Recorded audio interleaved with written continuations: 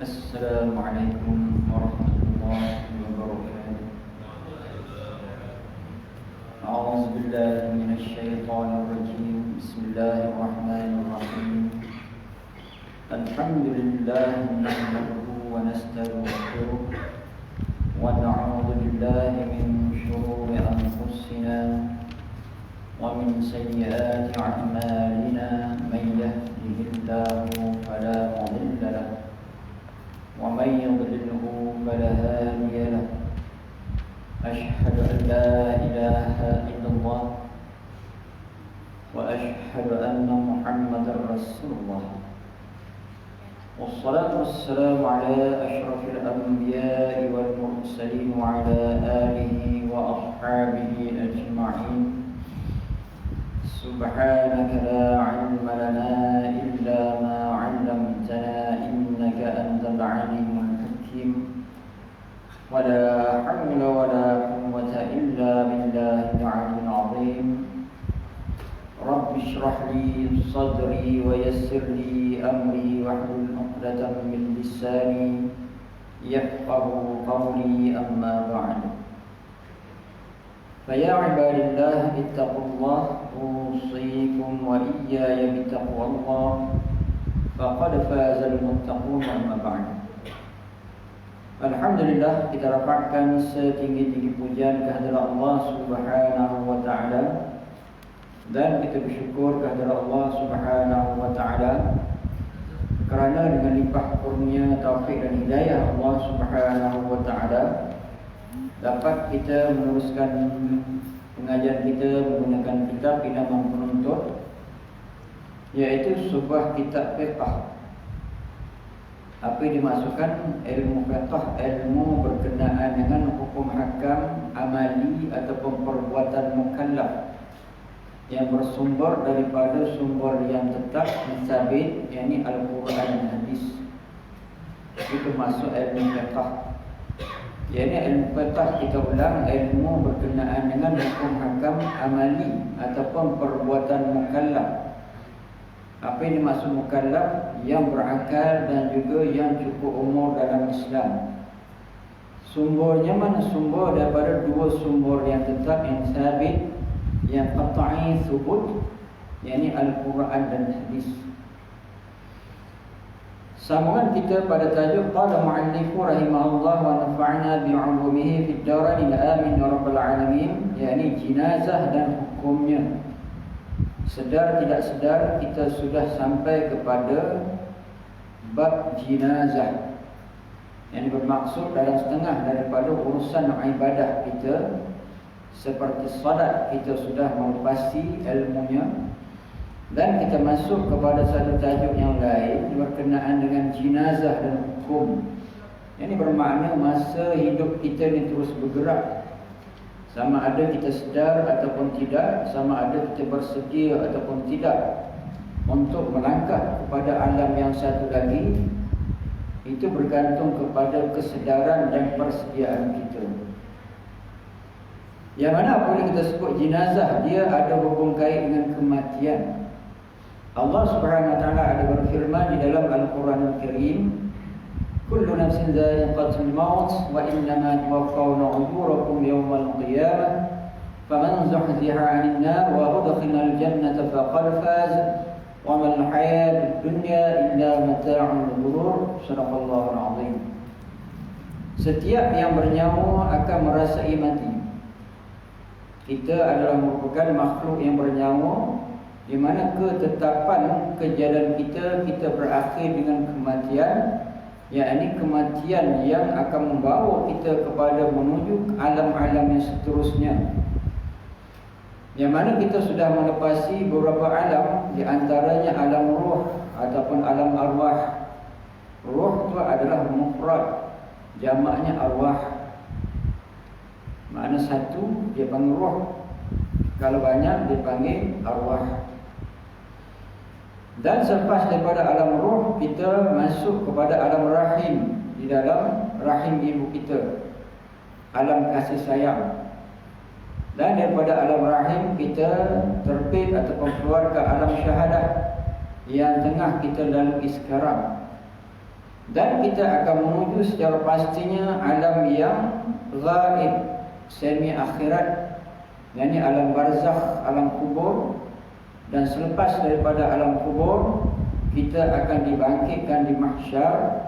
Dan di mahsyarlah kita akan dikira, dihitung terhadap apa yang kita lakukan di dunia. Sama ada yang baik, balasannya syurga, yang buruk, yang jahat, maksiat kepada Allah, neraka, melainkan mendapat keampunan daripada Allah. Dan yang pasti mereka yang mati dalam keadaan kufur kepada Allah, secara pasti mereka akan masuk neraka Allah. Itu perjalanan kita. Jadi setiap yang bernyawa akan mati. Jadi mati itu bukan terakhir, bukan berakhirnya kehidupan, tetapi mati itu permulaan kehidupan yang baru, kehidupan yang akan jadi kekal. Sama ada kita bersedia untuk kehidupan itu ataupun tidak, bergantung kepada kesedaran kita, keimanan kita kepada adanya kematian. Di mana ayat yang kita baca tadi, Allah Subhanahu wa taala menyebut kullu nafsin dha'iqatul maut wa innama tuwaffawna ujurakum yawmal qiyamah. Dan hanya akan disempurnakan apa yang kita usahakan di dunia ini di hari kiamat besok. Sama ada yang berpahala akan digandakan oleh Allah, itu urusan Allah. Dan sesiapa yang melakukan maksiat, dia akan masuk neraka, melainkan dapat keampunan daripada Allah. Dan kita sebutkan tadi, orang kafir tetap dia akan masuk neraka kalau seorang itu mati dalam keadaan kufur kepada Allah. Sebab syurga-syurga ni, dia nak masuk syurga mesti ada dua syarat, iman dan juga amal. Wa basyiril ladzina amanu wa 'amilus shalihat anna lahum jannatin tajri min tahtiha al-anhar, hingga akhir ayat. Berilah kabar gembira kepada orang yang beriman dan beramal soleh, yakni bagi mereka balasan syurga dan mengalir di bawahnya sungai. Jelas dalam ayat itu syarat nak masuk syurga Allah mesti beriman dan juga beramal soleh. Sesiapa yang tidak beriman, dia akan masuk neraka secara pasti. Dan sesiapa yang beriman tapi tidak beramal saleh, dia akan masuk neraka Allah dan dia akan keluar dari neraka Allah, sehingga Allah Subhanahu wa taala puas hati tentang balasan. Sebab apa? Masa hidup dia beriman tapi tidak beramal saleh. Faman zuhziha 'anil nar wa udkhila al-jannata faqad faz. Barang siapa yang dijauhkan daripada neraka dan dimasukkan dalam syurga, faqad faz, maka dia orang yang beruntung. Justru itulah hendaklah kita berusaha agar seluruh hidup kita daripada bangun tidur sampai tidur semula terarah kepada syurga Allah. Usaha, keinginan, ikhtiar kita untuk melakukan amal-amal yang saleh, di mana Allah Subhanahu wa taala akan memberi kekuatan kepada kita dan mendorongkan kita untuk menuju jalan-jalan syurga Allah. Itu adalah merupakan usaha kita masa hidup. Apabila kita ada kesedaran, yakni kita akan mati, di mana persediaan untuk mati itu mesti kita lakukan. Dan apabila kita berusaha ke arah kesedaran itu, nescaya Allah Subhanahu wa taala akan dorongkan kita kepada jalan-jalan syurga. Dan sesiapa yang didorongkan oleh Allah ke jalan syurga, faqad faz, maka dia beruntung. Di antara jalan-jalan syurga Allah itu banyaklah, ada yang wajib, ada yang sunat. Dan di antaranya adalah menuntut ilmu, di mana kata Rasulullah SAW, man salaka tariqan yaltamisu fihi ilman sahhalallahu lahu bihi tariqan ilal jannah, hingga akhirnya hadis riwayat Imam Muslim.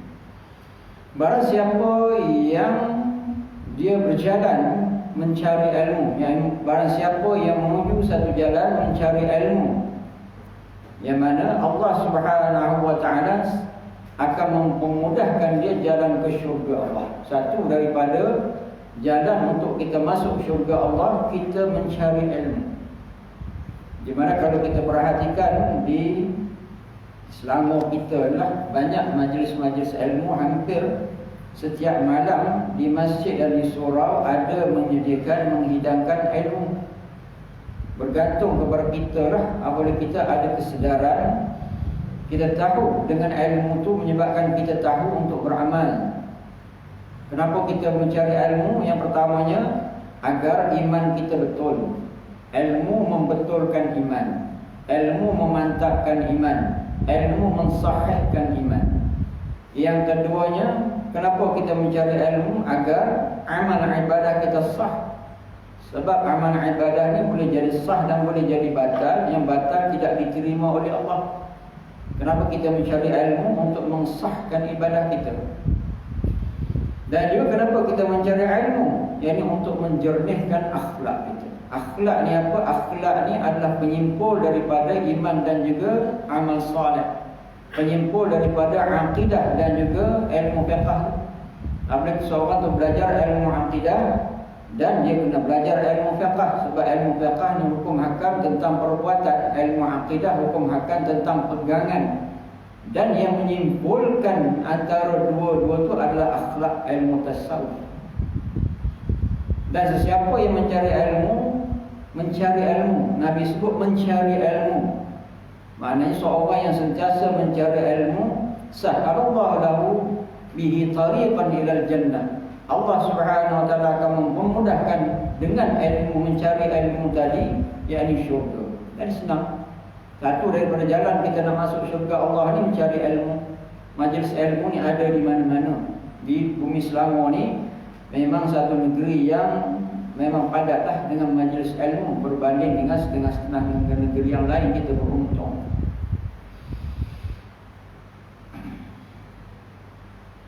Dan itulah beruntungnya orang-orang yang mengarang kitab. Di antara kitab yang tuan-tuan mengaji di sini, Mustika Hadis. Mustika Hadis itu saya pernah mengajar di sini, juzuk yang pertama dan juzuk yang kedua, habis. Dan saya sendiri pernah mengaji kitab hadis itu secara bertalaqi. Di waktu itu pengarang kitab itu masih hidup lagi. Yang dia adalah merupakan Mufti Kelantan, Ismail Yusof. Masa itu dia masih hidup lagi. Dia salah seorang daripada yang pengarang kitab Mustika Hadis jilid yang pertama berkenaan dengan akidah. Jadi makna kita pernah mengaji kitab itu secara bertalaqi, secara bersanad lah. Sebab guru saya itu memang anak murid dia, anak murid kepada anak murid dia. Mana apa tuan-tuan? Hidup kita mencari ilmu. Penting kita mencari ilmu. Yang ada ilmu menyebarkan ilmu, yang kurang ilmu tidak ada ilmu mencari ilmu. Jadi disitulah wujudnya jalan kita ke syurga Allah Subhanahu wa taala.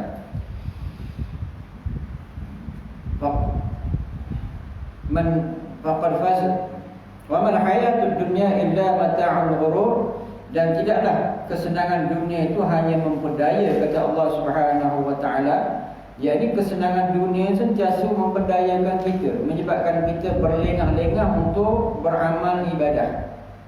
Dengan sedikit kesenangan dunia boleh menyebabkan kita berlengah-lengah, menangguh-nangguhkan usaha untuk beribadah, menangguh-nangguhkan masa untuk solat berjamaah, menangguh-nangguhkan masa untuk mencari ilmu. Sedangkan hidup kita ni, umur kita, Nabi SAW menyebut baina sittin wa sab'in. Umur umatnya di antara 60 dan 70. Itu majoriti macam tu. Mungkin ada yang lebih, itu ekstra. Di mana secara keseluruhan ataupun secara kebiasaannya umur umat Nabi Muhammad SAW antara 60 dan 70, baina sittin wa sab'in. Dan apabila seseorang itu mendapat kesenangan, kadang-kadang kesenangan itu boleh menyebabkan dia terpedaya, tidak berusaha, tidak bersedia untuk akhirat. Kadang dilaungkan azan tapi tak bersedia untuk solat berjamaah. Kadang ada majlis ilmu tapi tidak mau menuntut ilmu. Sedangkan kita sebutkan tadi ilmu yang pertama nak mengesahkan akidah kita dalam ilmu akidah. Ilmu yang kedua nak mengesahkan amalan kita sama ada sah atau batal. Yang kedua tentang akhlak, sebab akhlak itu penyimpul daripada akidah dan juga amal ibadah. Dan yang keduanya ilmu itu adalah merupakan punca pahala. Kita sebutkan tadi siapa yang mencari ilmu, di mana Allah Ta'ala akan mempermudahkannya jalan ke syurga. Yani ilmu itu sendiri berpahala. Nabi ada menyebut talibul ilmi faridatun ala kulli muslim, yakni menuntut ilmu itu wajib ke atas setiap orang Islam. Bermakna muslim itu maksudnya muslimin wal muslimat, yakni orang Islam laki-laki dan juga orang Islam perempuan. Jadi wajib. Dan itu sikit sebanyak kenapa saya memanjang lebarkan mukaddimah, sebab dia ada dengan kaitan dengan jenazah. terlihat kepada tajuk kita ni, jenazah dan hukumnya. Kita biasa menyebut jenazah. Apa maksud jenazah? Kalau kita tidak belajar, kita sampai tak tahu apa maksud jenazah. Kadang-kadang pemahaman kita, perkataan jenazah itu salah. Dan hukum, dia ada hukum tentang jenazah. Kita tengok, apabila kita belajar, kita tahu apakah jenazah. Perkataan jenazah itu boleh dibaca dengan jimnya baris atas, yakni fathah janazah, atau baris di bawah, yakni kasrah jenazah. Maknanya mayat yang ada dalam keranda. Jadi jenazah, kita panggil jenazah. Jenazah tak ada lah dalam bahasa Arab. Yang betulnya perkataannya dengan bacaan janazah. Jim tu fathah, baris di atas, ataupun dibaca di baris di bawah, jenazah. Kita panggil jenazah, tak ada dalam bahasa Arab. Bolehlah, tapi maknanya tidak bertepatan dengan bahasa Arab. Jenazah ataupun jenazah ataupun janazah itu apa? Maknanya mayat yang ada dalam keranda. Maknanya jenazah ataupun jenazah yang kita kata itu adalah mayat yang ada di atas usungan, dia dalam keranda ataupun di atas usungan. Jadi selama ini kita kata jenazah itu kadang-kadang tepat dan kadang-kadang tidak tepat. Kalau jenazah itu duduk dalam keranda, maknanya betul lah mayat duduk dalam keranda. Tapi kalau mayat itu duduk di atas tilam, dia tak panggil jenazah lagi. Boleh tak? Boleh lah, tetapi tak bertepatan dengan apa yang dimaksudkan. Ia duduk di atas tilam tapi mayit, itu panggil mayit, mayat. Mayit ataupun jenazah dia bahasa Arab. Bahasa Melayu kita pun mayit ataupun mayat ataupun jenazah dia adalah bahasa Arab. Bahasa Melayu kita, tuan-tuan boleh tengok dalam kamus Dewan, ini bangkai. Tapi taklah kita panggil bangkai ke orang. Tapi itulah bahasa kita. Kita pergi melawat satu kematian, biasa kita tanya bagaimana jenazah tu. Jarang juga kita panggil mayat, kita panggil jenazah. Dan kita pun tak pernah kata bagaimana bangkai tu. Kalau kita panggil bangkai, kita pun jadi mayat juga nanti. Maknanya bahasa Melayu kita bangkai, tapi bahasa Arab mayit ataupun boleh kita panggil jenazah ataupun janazah. Yang ini maksud mayat yang di atas usungan ataupun di dalam keranda. Jadi faham, ini ilmu, maksudnya ilmu. Jadi selepas ini kita faham apa maksud jenazah ataupun janazah dan apa maksud mayit.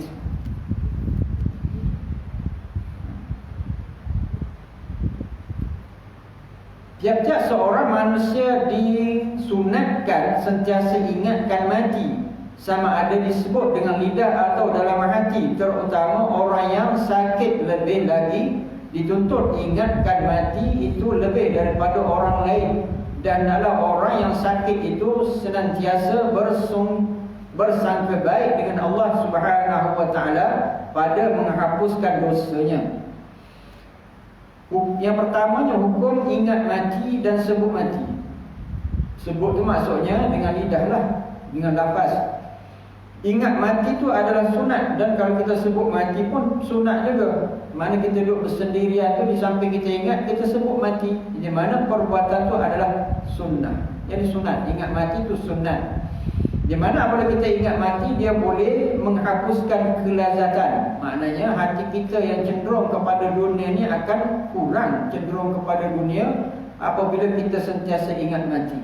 Dan apabila kita sentiasa ingat mati, keinginan untuk kita buat maksiat tu akan terhapus sebab mati. Mati ni adalah merupakan penghapus kepada kelazatan dunia. Itu yang dimaksudkan dengan hadis Rasulullah SAW. Dan lebih-lebih lagi orang yang sakit. Jadi kalau kita sakit tu, kita lebih-lebih lagi ingat mati.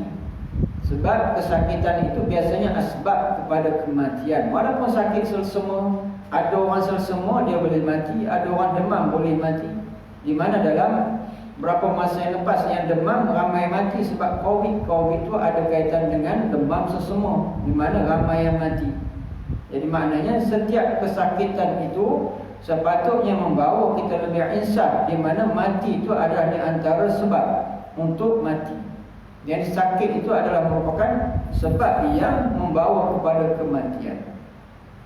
Dan dalam orang yang sakit itu sentiasa bersangka baik dengan Allah Subhanahu wa taala pada menghapuskan menghapuskan dosanya. Dan orang yang sakit itu adalah dia bersangka baik kepada Allah. Dia dalam hubungan kita dengan Allah dipanggil ada khauf dan juga raja. Khauf itu takut kepada Allah. Dalam keadaan kita sihat macam ni, kata ulama, hendaklah kita banyak khauf, takut kepada Allah. Dalam keadaan kita sakit, hendaklah kita banyak raja, mengharapkan, bersangka kepada Allah, mengharapkan keampunan daripada Allah. Ini dua keadaan. Khauf yakni takut kepada Allah, dan juga raja tu sangka baik kepada Allah, bersangka kepada Allah. Jadi dua keadaan itu mesti ada dalam diri kita. Yang pertama takut kepada Allah. Dalam keadaan sihat banyakkan takut kepada Allah, dan apabila kita sakit adalah kita banyak bersangka baik Allah Subhanahu wa taala. Innallaha ghafurur rahim. Sesungguhnya Allah Maha Pengampun dan Penyayang. Jadi dua keadaan. Jangan kita sakit kita menghadirkan rasa takut. Patut masa sakit hendaklah kita banyak mengharapkan kebaikan daripada Allah. Jadi kesemua itu berdasarkan kepada keterangan Rasulullah SAW. Kalau kita sakit, banyakkan mengharapkan keampunan daripada Allah. Masa kita sihat, banyakkan takut kepada Allah. Yang takut itu benteng kita daripada melakukan maksiat kepada Allah. Sebab orang sakit ni jarang dia nak buat maksiat kepada sakit. Dah terlantar di katil, terlantar di tilam, dia tak boleh nak buat maksiat. Jarang buat maksiat kepada Allah. Jadi banyakkan harap keampunan daripada Allah. Orang sihat ni lah yang banyak buat maksiat, sebab dia boleh ke sana kemari. Dan di waktu itu banyakkan takut kepada Allah. Dalam ilmu tasawuf, dua-dua ini adalah peringkat ataupun martabat yang tinggi hubungan dengan Allah. Khauf, takut, raja, harap. Apabila orang yang sakit itu sudah tenang dan hampir nazar, sunat diajarkan kalimah la ilaha illallah sahaja, jangan tambah Muhammad Rasulullah, kerana tidak mahu ada perkataan lain daripada Allah pada masa itu, sekalipun ayat atau zikir. Dan apabila satu orang dalam keadaan sakit tenang, nazar maknanya penghujung hidup dah. Bagaimana kita ni talqin tu mengajar. Lakinu mautakum la ilaha illallah. Ajarlah orang yang nak mati daripada kalangan kamu tu la ilaha illallah. Man kana akhiru kalami la ilaha illallah dakhala al-jannah. Barang siapa yang akhir kalamnya la ilaha illallah dakhala al-jannah, akan masuk syurga. Di mana hadis itu tidak sebut Muhammad Rasulullah. Jadi hanya memadai la ilaha illallah. Lakinu mautakum la ilaha illallah. Ajarlah orang yang nak mati daripada kalangan kamu tu la ilaha illallah. Dan hadis Nabi lain pula menyebut man kana akhiru kalamihi la ilaha illallah dakhala al-jannah. Barang siapa yang akhir kalam dia, akhir ucapan dia la ilaha illallah, masuk syurga. Itu yang dijamin oleh Rasulullah SAW. Bukan kita menyebut Muhammad Rasulullah. Sebab orang yang nak masuk Islam, dia wajib mengucap 2 kalimah syahadah. Orang nak masuk Islam, dia mesti ada 2 kalimah syahadah. Asyhadu an la ilaha illallah wa asyhadu anna Muhammadar Rasulullah. Dan orang yang nak meninggalkan dunia, dia hanya wajib menyebut la ilaha illallah. Itu yang penting di situ. Kalau kita nak talqin orang mati tu, jangan kita menyusah-nyusahkan panjang sampai dia susah nak sebut. Apabila satu orang kita dah talqin la ilaha illallah, sudah cukup. Melainkan dia akan bercakap benda-benda yang lain, kita sebut lagi la ilaha illallah. Tak boleh kita ni buat zikir di telinga dia tu. Kita bawa tasbih panjang, kita la ilaha illallah, la ilaha illallah. Tak boleh. Sebab menyebabkan dia tu menolak. Dia jadi rimas yang kita. Sebab dalam pandangan dia bukan nampak kita sahaja, tetapi nampak alam yang jauh. Di waktu itulah syaitan datang menggoda dia, takut dia menolak akan sebutan la ilaha illallah. Sebab jadi rimas yang kita, sebab kita memaksa dia menyebut banyak-banyak. Di waktu dia sihat, dia kena sebut banyak-banyak. Dalam keadaan dia nazar, memadai, kita ajar la ilaha illallah. Dan apabila dia ni sudah diam, biar je. Dan kalau dia nampak mamik mulut dia nak menyebut benda lain, barulah kita ajar la ilaha illallah. Dan jangan sekali-kali disebut Muhammad Rasulullah. Sebab itu bukan dituntut untuk sebut.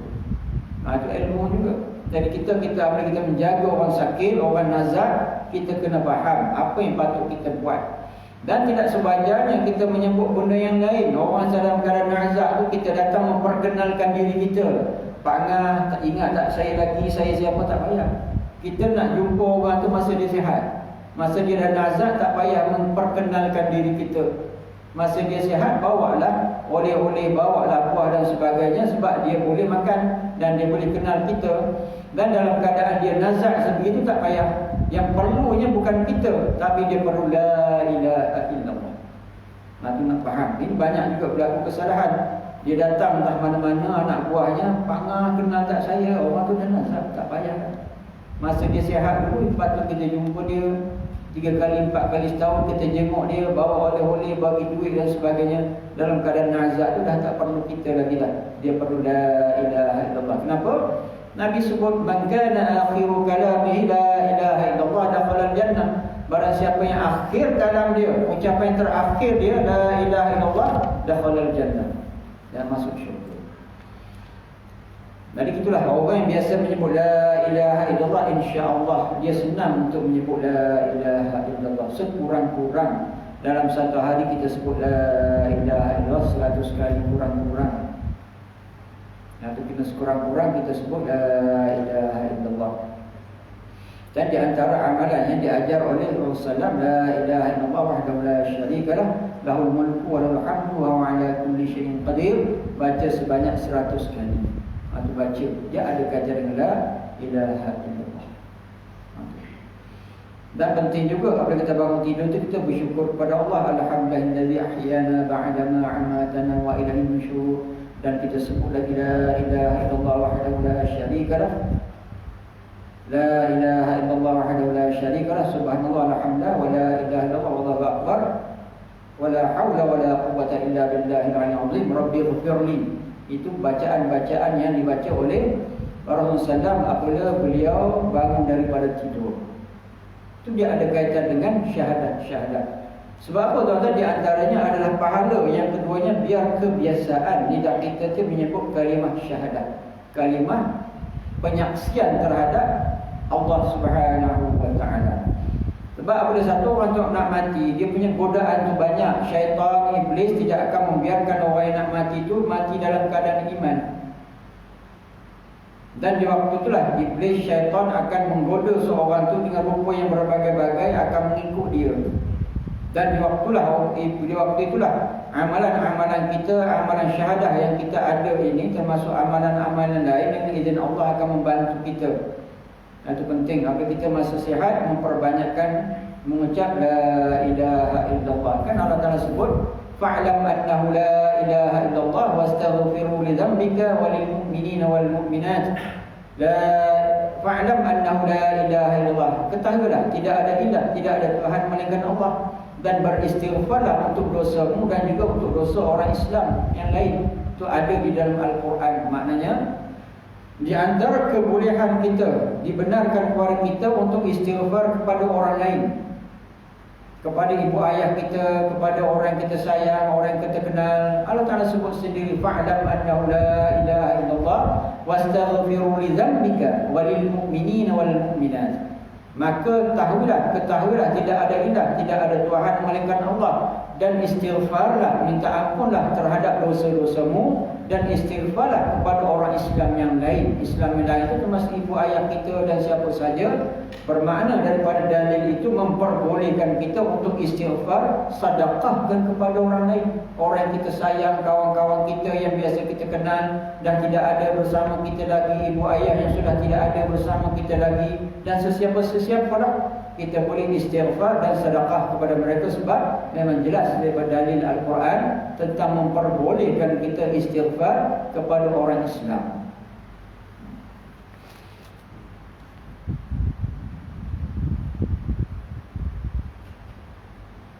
Dan tidak boleh, mana tidak dituntut untuk kita ni membacakan zikir selain pada la ilaha illallah, ataupun membaca ayat-ayat apa di telinga orang tu. Yang penting di sini la ilaha illallah. Kalau kita nak baca Yasin ke, nak baca Al-Quran pun jangan sampai kuat-kuat. Sebab orang dalam keadaan nazak ini dia perlu pada fokus untuk la ilaha illallah. Kalau kita baca Yasin ataupun Quran tu, kita baca pelan-pelan saja, jangan jadi hingar-bingar. Jadi kita bagi peluang kepada orang yang nak mati itu untuk dia bersedia untuk mengucap la ilaha illallah. Jangan sampai dia bosan. dalam keadaan dia sakit sakaratul maut. Sakarat itu maksud apa? Yakni mabuk nak mati. Bagaimana orang yang melaut, dia mabuk di kapal, di sampan tu, itu mabuk dunia. Itu pun dah tak boleh nak digambarkan. Ditanya sesiapa yang mabuk di laut tu bagaimana, kata mereka macam nak terkeluar urat perut mabuk di sampan tu. Dan lebih-lebih lagi sakaratul maut, mabuk nak mati. Di mana di waktu itu nyawa itu akan ditarik melalui ubun-ubun. Nyawa ni ada di seluruh badan.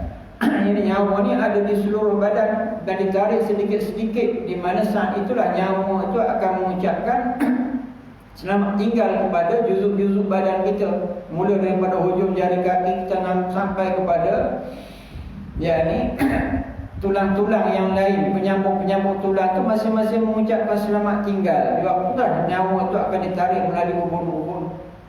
Jadi maknanya sakit nak mati dan perlu kepada mengucap la ilaha illallah, dan godaan syaitan iblis tidak akan membiarkan seorang itu mati dalam keadaan beriman kepada Allah. Jadi bermaksud kita sebagai orang hidup ni kena ada adab apabila kita melihat orang mati. Yang pertama, jangan menangis sampai mengganggu orang yang mati. Dan juga kalau kita baca Al-Quran dan juga surah Yasin umpamanya, jangan juga mengganggu dia.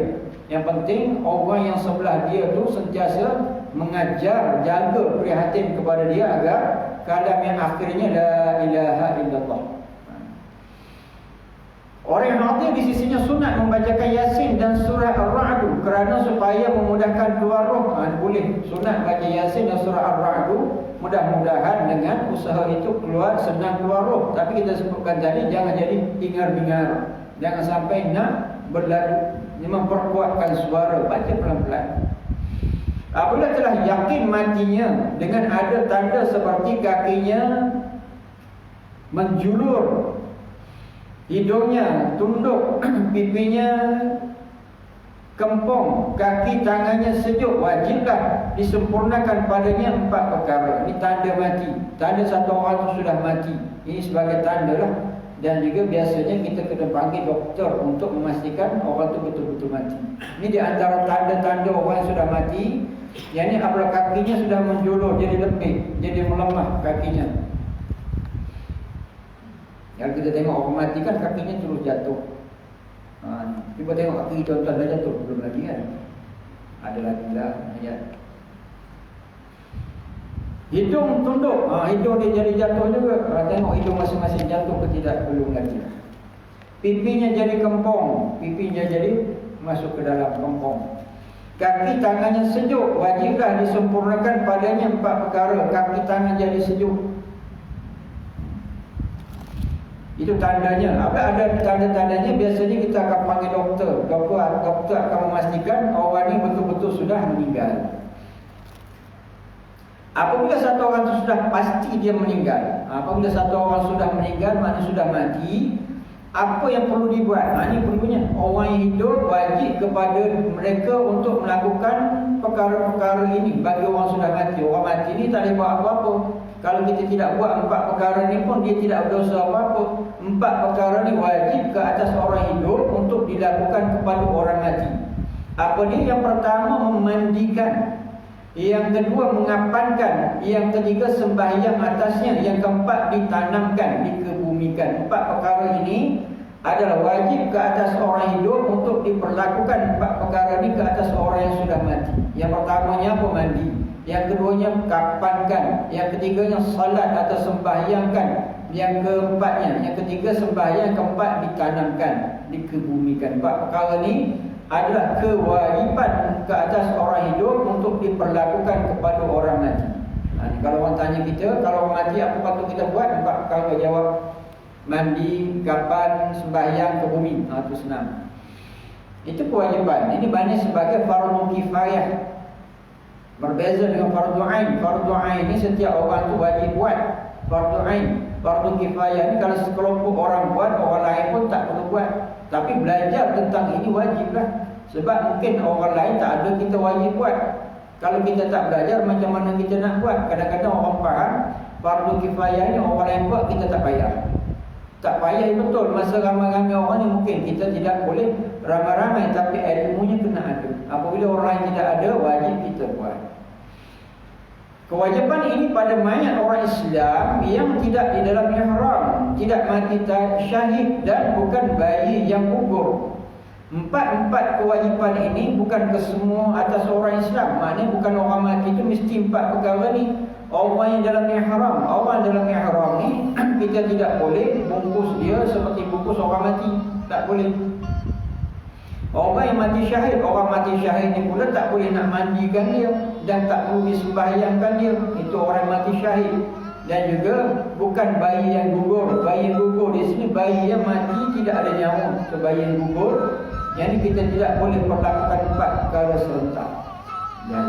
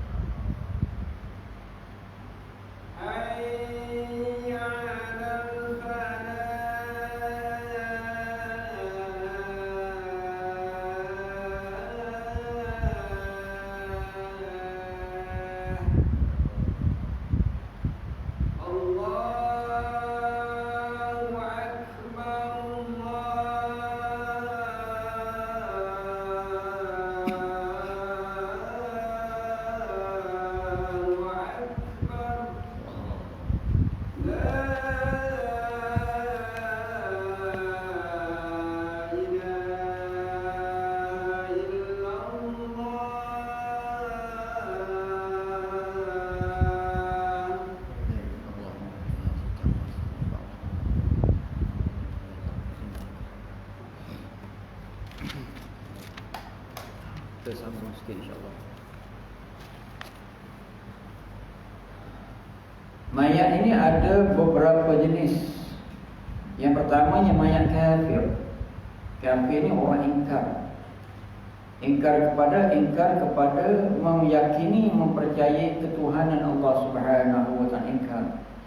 Adapun orang kafir sama ada kafir harbi, kafir yang tiada dihormati, harb maksudnya perang.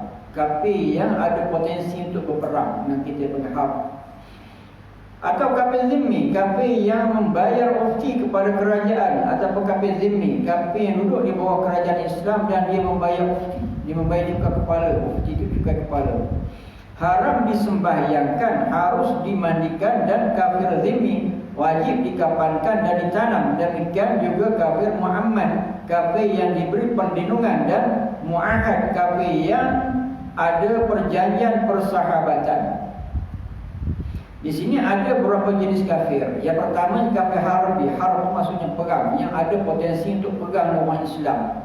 Dia membenci ataupun nampak dia punya potensinya sentiasa mencetuskan provokasi untuk pegang orang Islam, bagi harbi. Atau kafir zimmi, kafir yang membayar upeti kepada kerajaan, haram disembahyangkan. Orang kafir ni haram kita sembahyangkan. Apa-apa kategorinya, harbi ataupun musta'man atau mu'amman, tiga jenis ni tidak boleh disembahyangkan, haram kita sembahyangkan. Harus dimandikan, boleh. Harus, maknanya harus tu tidak wajib dan tidak sunat. Harus dimandikan orang kafir. Dan kafir zimmi wajib dikafankan dan ditanamkan. Kalau tak mandi pun tak apa, tapi wajib kafir zimmi. Kafir zimmi ni kafir yang dia bayar upeti, bayar juga kepala dia bawa kerajaan Islam, wajib kita bungkus dia dan tanam. Kapan tu maksud bungkus. Demikian juga kafir mu'amman, kafir yang diberi perlindungan. Apa maksud kafir mu'amman ni? Asalnya kafir ni dia duduk dalam negara orang kafir, tapi dia datang ke dalam negara orang Islam, mungkin untuk ilmu, berdagang dan sebagainya, panggil mu'amman. Kafir yang macam ni juga dikena kapankan dan ditanamkan. Di kafir zimmi, kafir mu'amman ni kita kena kapan dan juga kena kebumikan. Kalau mandi itu harus. Kafir yang dan juga mu'ahad, kafir yang ada perjanjian persahabatan. Jadi kafir orang tu dia dalam negara kafir dan kerajaan kafir itu ada perjanjian persahabatan dengan negara Islam. Dia mati di mana kategori kafir ini bungkus dia dan tanam, wajib itu. Manakala kafir harbi dan orang murtad tidak wajib dikafankan atau ditanamkan, cuma harus sahaja. Dan itu boleh diberi makan anjing, tetapi kalau dibiarkan jadi busuk, membawa mudarat, wajiblah dikampuskan. Kafir harbi ini kafir yang ada potensi pegangan kita lah, yang mengangkat senjata, yang mengharahkan senjata kepada kita, tu kafir harbi. Kafir macam ni tak ada kewajipan apa-apa kepada kita. Kalau kita biar macam tu pun tak apa, cuma kalau busuk mudarat, tu kena tanam lah. Sebab tanam tu bukan kewajipan tanam, tapi memberi mudarat. Sebab apa? Dia boleh menyebabkan penyakit. Faham? Jadi ini ilmu. Mana kafir tu ada berapa jenis, zimmi, mu'amman, mu'ahad ataupun musta'man, tu adalah kategori kafir. Dan satu lagi adalah orang yang harbi, kafir harbi.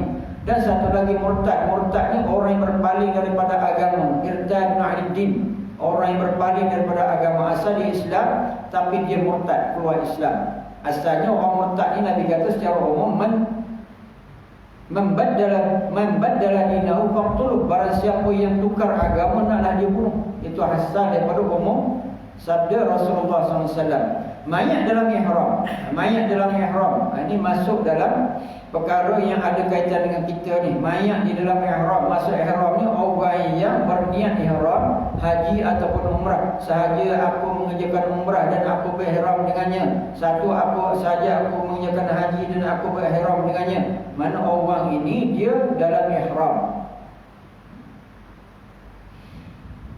Mana orang macam ni panggil muhrim. Apa muhrim? Mahram tu satu, muhrim satu. Mahram tu orang yang tak boleh nikah dengan kita. Muhrim ni orang dalam ihram haji ataupun umrah.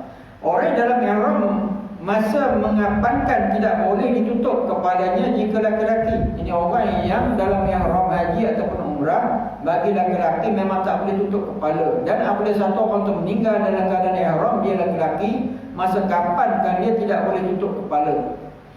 Dan tidak boleh ditutup mukanya. Begitu juga tidak boleh ditutup muka. Jika perempuan, orang perempuan ni tak boleh tutup muka dia. Jadi muka orang dalam ihram perempuan, jadi mukanya tak boleh ditutup. Sama bagaimana orang perempuan dalam solat, mukanya tidak tutup. Walau kalau ditutup boleh, tapi makruh lah dalam solat. Begitu juga orang perempuan dalam ihram memang tidak boleh tutup muka. Dan kalau dia meninggal dalam ihram, orang perempuan ni tidak boleh tutup muka dia. Sekali-kali jangan tutup muka. Di mana kan kalau kita dalam ihram, kalau kita tutup kepala, bagi laki-laki kan kita bayar dam. Manakala kita tak tahu, kita cepat buka kepala kita, apa tutup kepala kita. Begitu juga orang perempuan, kalau dia tutup muka dan dia tidak tahu, lepas dia buka cepat-cepat, dia tidak kena dam. Tapi kalau dia sengaja, kena bayar dam. Dan tidak harus digunakan benda-benda yang wangi. Begitu juga haram menggunakan minyak-minyak wangi kepada orang yang mati dan sedangkan dia dalam ihram. Sebab orang dalam ihram ni tidak boleh meminyak-minyakkan kepalanya, badannya. Dan juga tidak boleh dia mewangi-wangikan pada pakaian dan badannya. Kalau mewangikan pada pakaian dan badan dalam ihram, dia kena dam kalau dia sengaja. Kalau tidak sengaja, dia tahu dia kena cepat buka-buka pakaian yang wangi itu dan nak dia basuh. Kalau wangi itu kena kepada badan, kalau tidak dia kena bayar dam. Kan kita belajar dalam dam dulu kan. Habis mayat mati syahid. Orang yang mati syahid dengan sebab peperangan dengan orang kafir tidak wajib dimandikan dan tidak wajib disembahyangkan atasnya. Bahkan haram lagi tidak sah. Yang wajib hanya dikapankan dan ditanam. Yang eloknya dengan pakaian yang berlumuran dengan darahnya. Orang yang mati syahid, maksud di sini mati syahid mempertahankan Islam, mati. Seperti mana yang berlaku pada zaman Rasulullah SAW dahulu, para sahabat itu mati syahid mempertahankan Islam, di mana haram dimandikan dan haram disembahyangkan. Yang seeloknya dikebumikan dengan pakaian yang berlumur darah. Dan kalau kita sembahyang kepada orang mati syahid ini pun tidak sah, haram. Sebab dia tu lebih tinggi nilainya daripada solat jenazah kita tu. Sebab keampunan daripada Allah kepada orang mati syahid itu Allah Ta'ala ampunkan. Dia tidak ada dosa sedikit pun dengan Allah Subhanahu Wa Ta'ala. Dan kalau kita doa minta ampun kepada dia pun senyum kat kita yang banyak dosa. Dia orang mati syahid tidak ada dosa di sisi Allah. Kita habiskan sikit dulu tadi. Bayi yang gugur, bayi yang gugur, ambil ingat yang ni. Bayi yang gugur di bawah umur 6 bulan yang tiada diketahuikan hidupnya dengan menjerit atau bergerak atau bernafas, sedang rupanya pun belum ada, tiadalah wajib pada suatu, malahan haram disembahyangkan. Cuma sunat saja dibungkus dengan kain buruk dan ditanam dan harus diberi makan kepada kucing dan seumpamanya. Ini bayi yang tidak ada rupa paras lagi. Dia mati dia gugur, mati bawah umur 6 bulan, rupa paras pun tak ada lagi dan tidak ada tanda nyawa. Bayi macam ni tak payah buat apa-apa pun tak apa. Cuma sebagai kita ni manusia kan. Jadi kita bungkus tanam depan rumah kita pun boleh, belakang rumah kita pun boleh. Maksud bayi di sini, bayi yang dia gugur belum umur 6 bulan dan dia ni tidak ada rupa paras manusia pun dan dia tidak ada nyawa pun. Tanda nyawa tu bergerak. Bayi macam ni tak payah buat apa-apa pun. Tapi biasa kita bungkus, kita tanam. Nak tanam depan rumah kita boleh pun, tak ada masalah apa-apa. Sebab tak ada apa, tidak didaftarkan apa pun. Kita tahu dah undang-undang sekarang kenapa tak tahu lah kan. Tapi biasanya kalau meninggal di hospital yang bayi gugur macam ni, hospital bawa balik kan, bawa balik. Sebaliknya jika diketahui hidupnya dengan ada salah satu daripada tanda-tanda yang tersebut itu tadi, maka hukumnya seperti orang yang sudah besar, wajib dimandikan, dikapan, disembahyangkan, ditanam. Tetapi jika ada rupa manusia sahaja, tanda-tanda hidup tidak ada, hukumnya wajib dimandikan, dikapan dan ditanam dengan tiada payah sembahyang. Ni ada dua permasalahan ni. Kalau bayi itu dia mati, mana dia mati, dia gugur daripada rahim ibunya dalam keadaan rupanya pun sempurna dan dia ada tanda hidup. Tanda hidup tu mungkin bergerak, dia bernafas lah. Maknanya bayi itu hendaklah disempurnakan seperti orang dewasa. Mandi, kapan, sembahyang dan tanam. Sebab kategori ini kategori orang hidup. Setiap orang hidup mesti melalui 4 proses tu. Kalau dia mati, mandi, kapan, sembahyang dan tanam. Walaupun dia seorang bayi yang gugur, mana syaratnya bayi itu dia memang rupanya dah sempurna. Lepas tu dia ada nyawa. Tanda ada nyawa tu bergerak. Kalau zaman sekarang kan hospital kan dia cek perut bayi, mana kita tengok dia punya gerak, mana dia ada nyawa lah. Dan selepas itu dia mati, mana bayi itu sudah pastilah dari segi teknologi kita nampak bayi hidup. Apa dia gugur mati, 4 perkara mesti kita buat. Walaupun bayi itu belum sampai 6 bulan. Mandi, kapan, sembahyang dan tanam. Dan anda kata bayi itu sempurna mukanya, tapi dia tak hidup. Mana tidak ada nyawa lagi. Di mana bayi itu mesti dimandi, dikapan dan ditanam. Mana tidak boleh disembahyangkan. Sembahyang-sembahyangnya mesti orang itu pernah hidup. Adapun bayi yang gugur itu jika sudah sempurna umurnya 6 bulan, hukumnya sama macam orang sudah besar. Wajib dimandi, dikafan, sembahyang dan ditanam. Di sini ada satu garis panduan 6 bulan. Kenapa 6 bulan? Jadi bayi yang sudah 6 bulan, di mana secara automatically dia memang pernah hidup. Sebab dalam ilmu-ilmu fiqh, satu orang tu dikira sebagai hidup ataupun satu orang tu boleh dinisbahkan kepada ayah yang menikahi maknya apabila satu orang tu menikah dengan maknya 6 bulan 1 lahzah. Satu orang menikah, apa dia menikah 6 bulan 1 lahzah.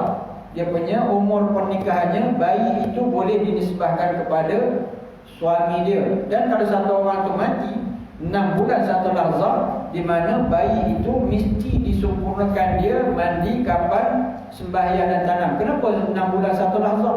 Lahzah tu satu momen, satu kerdipan mata. Lahzah ni maknanya satu pancutan, macam mana sebut ya. Itu benda yang orang kata apa, benda yang tak patut sebut, tapi sebab hukum macam tu. Lahzah ni maknanya satu pancutan air mani, di mana satu pancutan air mani yang melekat di rahim dipanggil lahzah. Lahzah itu dah campur 6 bulan, 6 bulan 1 lahzah. Satu orang tu boleh dinisbahkan kepada suami ataupun ayah yang menikahi maknya lah. Dan satu orang yang dia duduk dalam rahim 6 bulan 1 lahzah, di mana dia gugur, di mana 4 perkara mesti dia buat: mandi, kafan, sembahyang dan tanam. Wallahu a'lam. Ada muskil. أعوذ بالله من الشيطان الرجيم. بسم الله الرحمن الرحيم. الحمد لله رب العالمين. اللهم أرنا الحق حقا وارزقنا اتباعه وأرنا الباطل باطلا وارزقنا اجتنابه. اللهم انفعنا بما علمتنا واجعلنا من عبادك الصالحين. وصلى الله على سيدنا محمد وعلى آله وصحبه وسلم والحمد لله رب العالمين. أقم قولي هذا وأستغفر الله العظيم لي ولكم ولسائر المسلمين والمسلمات فاستغفروه إنه هو الغفور الرحيم. السلام عليكم ورحمة الله وبركاته.